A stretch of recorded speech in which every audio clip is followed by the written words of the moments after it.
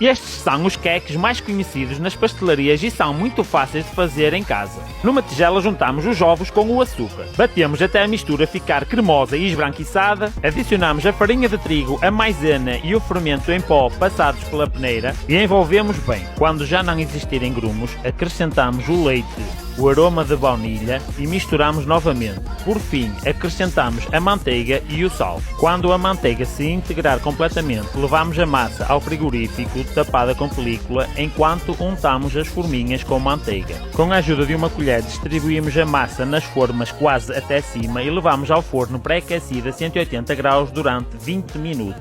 Desenformámo-los ainda quentes e, para além de bonitos e fofinhos, são uma maravilha!